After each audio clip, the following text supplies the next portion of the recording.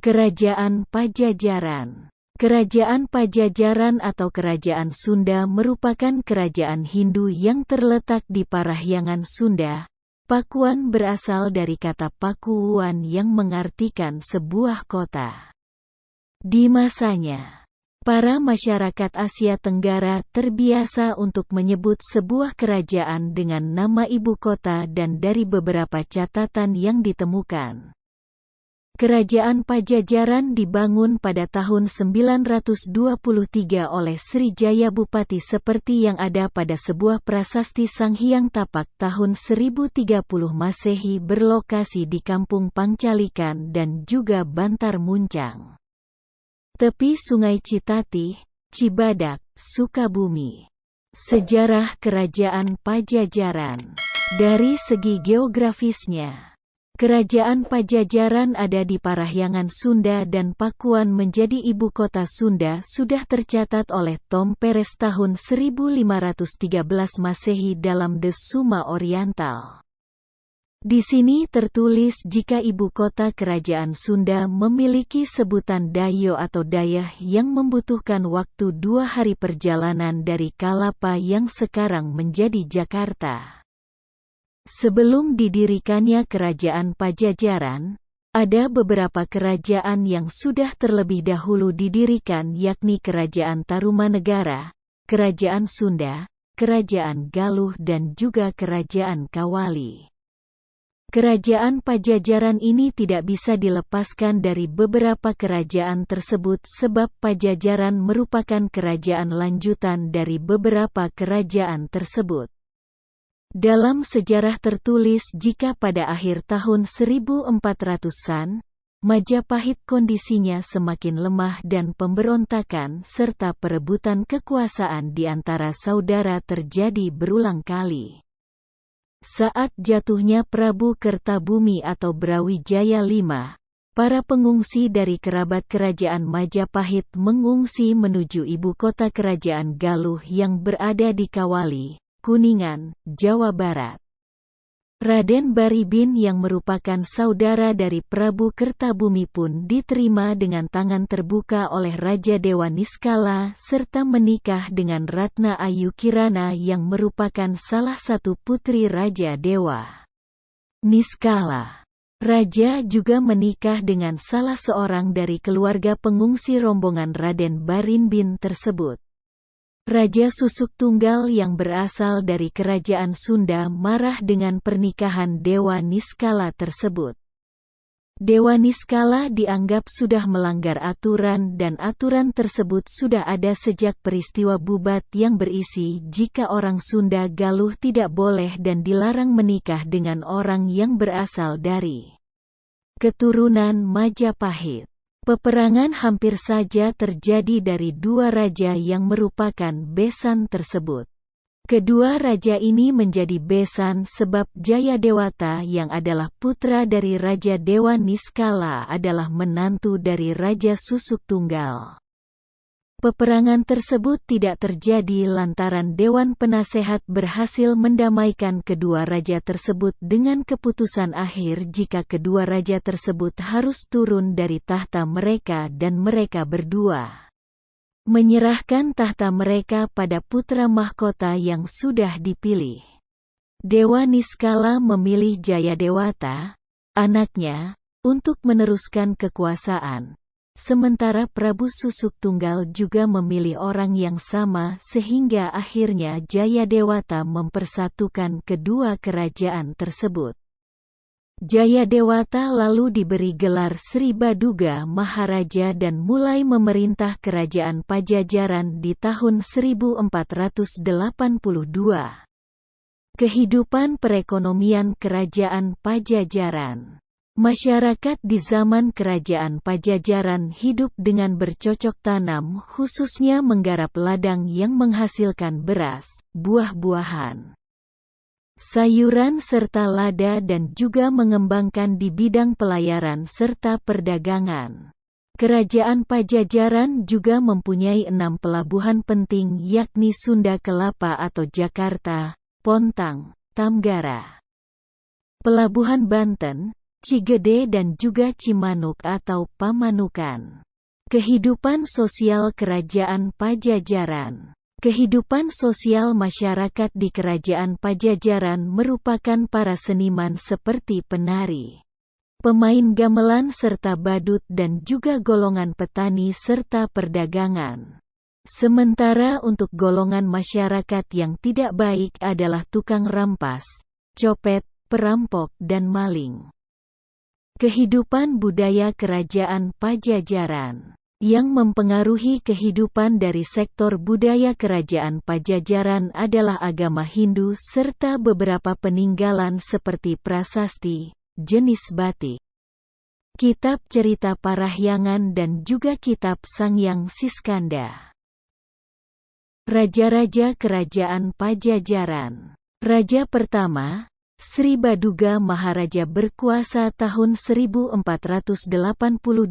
hingga 1521, bertahta di Pakuan.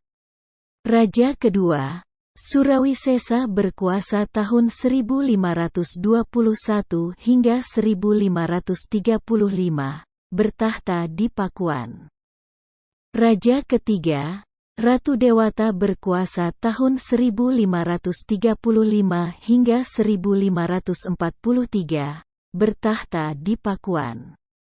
Raja keempat, Ratu Sakti berkuasa tahun 1543 hingga 1551, bertahta di Pakuan. Raja kelima, Ratu Nilakendra berkuasa tahun 1551 hingga 1567, pergi dari Pakuan sebab serangan Maulana Hasanuddin.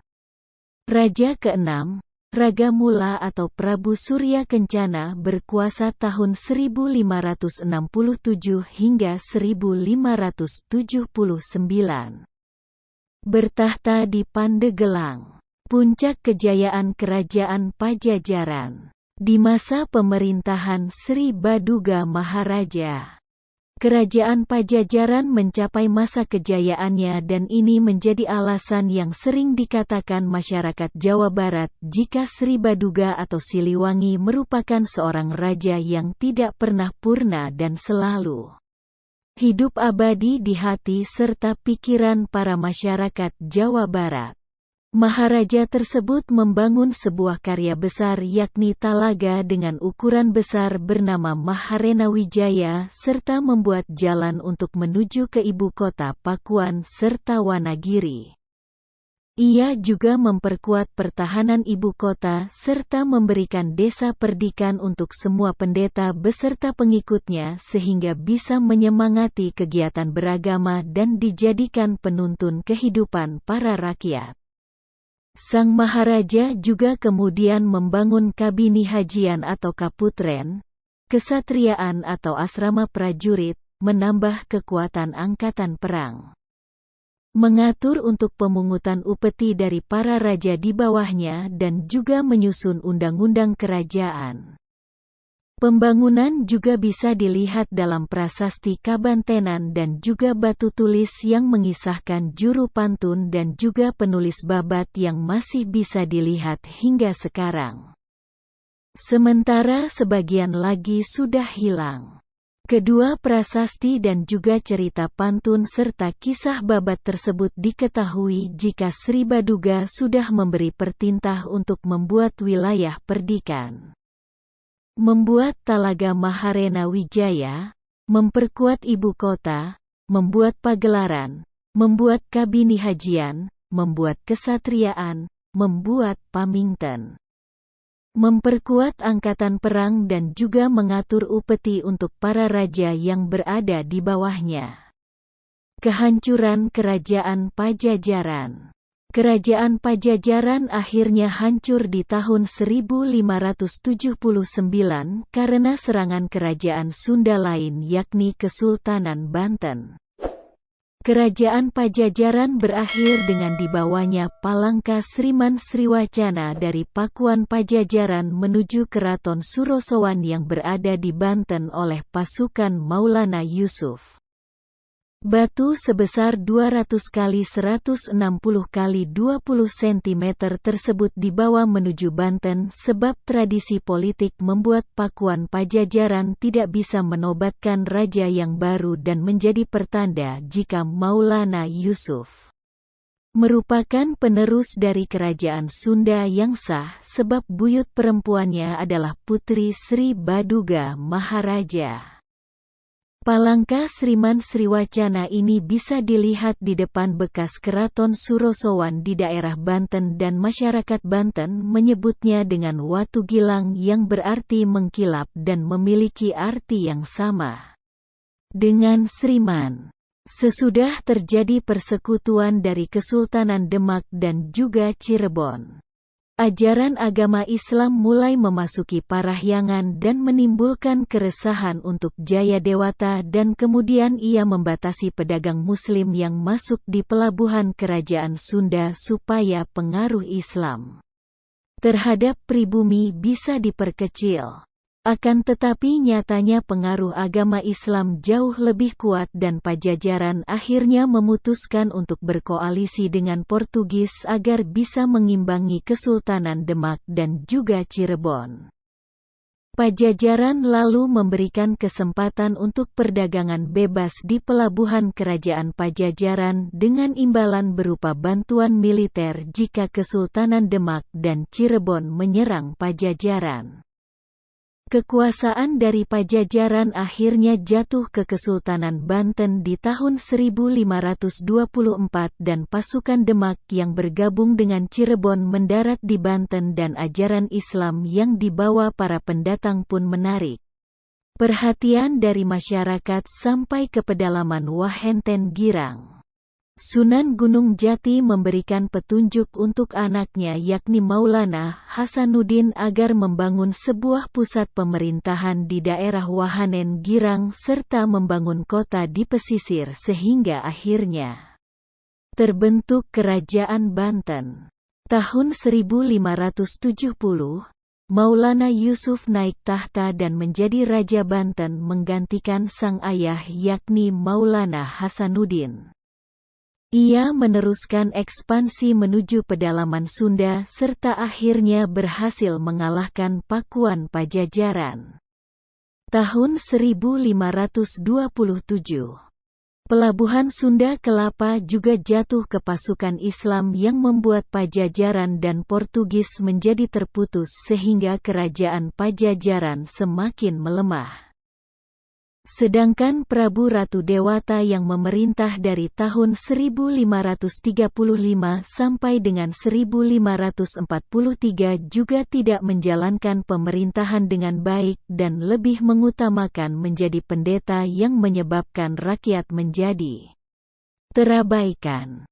Sedangkan penerusnya yakni Ratu Sakti sangat senang bermain wanita dan Raja Mulia sangat senang menghamburkan harta sambil mabuk yang membuat kerajaan Pajajaran tidak bisa dipertahankan lagi.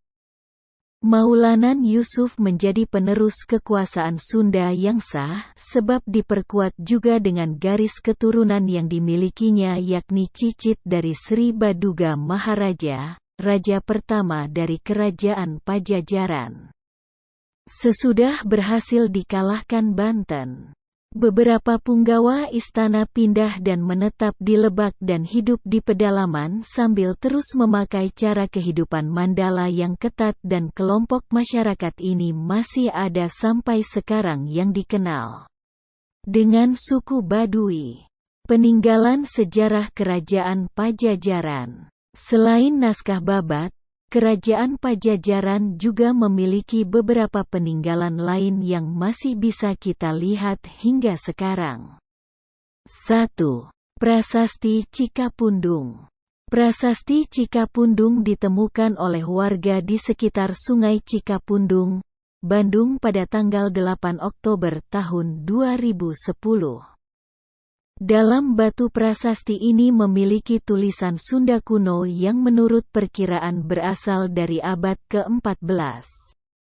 Tidak hanya terdapat huruf Sunda kuno. Pada prasasti tersebut juga terdapat beberapa gambar seperti telapak tangan, wajah, telapak kaki dan juga 2 baris huruf Sunda kuno dengan tulisan unggal Jagat Jalma Hendap. Dengan arti semua manusia di dunia ini bisa mengalami sesuatu apapun. Seorang peneliti utama dari Balai Arkeologi Bandung yakni Lufti Yondri berkata jika prasasti tersebut adalah prasasti Cikapundung. 2. Prasasti Hulu Dayeh. Prasasti Hulu Dayeh ini ada di bagian tengah sawah di Kampung Hulu Dayeh, Desa Cikalahang, Kecamatan Sumber sesudah pemekaran Wilayang menjadi Kecamatan Duku Puntang, Cirebon. Prasasti ini sudah sejak lama diketahui oleh masyarakat sekitar akan tetapi untuk para arkeologi dan juga ahli sejarah baru mengetahui keberadaan prasasti tersebut di bulan September tahun 1991. Isi dari prasasti tersebut terdiri dari 11 baris tulisan beraksa serta bahasa Sunda kuno. Akan tetapi batu prasasti tersebut ditemukan dalam keadaan yang sudah tidak utuh dan membuat beberapa aksara juga ikut hilang. Permukaan batu prasasti tersebut juga sudah agak rusak dan beberapa tulisan sudah aus sehingga beberapa isi dari prasasti tersebut tidak bisa terbaca. Secara garis besar, prasasti ini menceritakan tentang Sri Maharaja Ratu Haji di Pakuansya Sang Ratu Dewata yang berhubungan dengan beberapa usaha untuk membuat makmur negerinya. 3. Prasasti Pasir Datar. Prasasti ini ditemukan pada sebuah perkebunan kopi yang terletak di Pasir Datar, Cisande, Sukabumi di tahun 1872 dan sekarang sudah disimpan pada Museum Nasional Jakarta.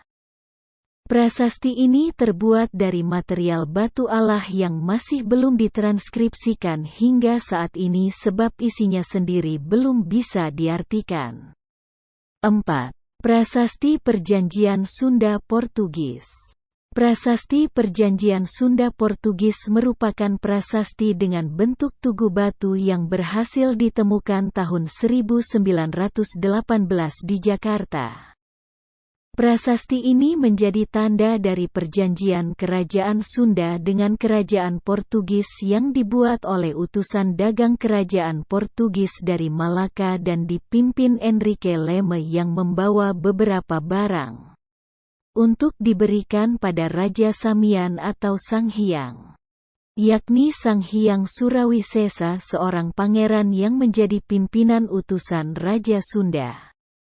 Prasasti ini dibangun di atas permukaan tanah yang juga ditunjuk sebagai tempat benteng dan gudang orang Portugis. Prasasti ini ditemukan dengan cara melakukan penggalian saat membangun sebuah gudang di bagian sudut Prinsenstraat yang sekarang menjadi Jalan Cengkeh dan juga Groenestraat yang sekarang menjadi Jalan Kali Besar Timur 1 dan sudah termasuk ke dalam wilayah Jakarta Barat.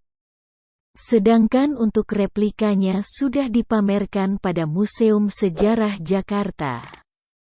5. Prasasti Ulu Belu. Prasasti ini merupakan peninggalan Kerajaan Sunda atau Pajajaran dari abad ke-15 Masehi yang berhasil ditemukan di Ulu Belu, Desa Rebang Punggung, Kota Agung, Lampung tahun 1936.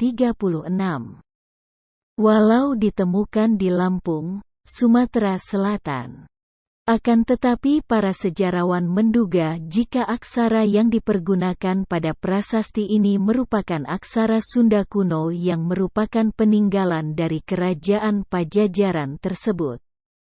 Anggapan ini juga diperkuat dengan wilayah dari Kerajaan Sunda yang juga meliputi wilayah Lampung. Sesudah Kerajaan Pajajaran runtuh oleh Kesultanan Banten, kekuasaan Sumatera Selatan tersebut dilanjutkan Kesultanan Banten. Isi dari prasasti ini adalah mantra tentang permohonan pertolongan yang ditujukan pada para dewa utama yakni Batara Guru atau Siwa, Wisnu dan juga Brahma serta dewa penguasa tanah, air dan juga pohon supaya keselamatan dari segala musuh bisa didapatkan. 6. Situs Karangkamulian. Situs ini ada di Desa Karangkamulian, Ciamis, Jawa Barat yang merupakan peninggalan dari Kerajaan Galuh Hindu-Buddha. Situs Karangkamulian ini menceritakan tentang Ciung Wanara berkaitan dengan Kerajaan Galuh. Cerita ini kental dengan kisah pahlawan hebat yang mempunyai kesaktian serta keperkasaan yang tidak dimiliki oleh orang biasa dan hanya dimiliki oleh Ciung Wanara.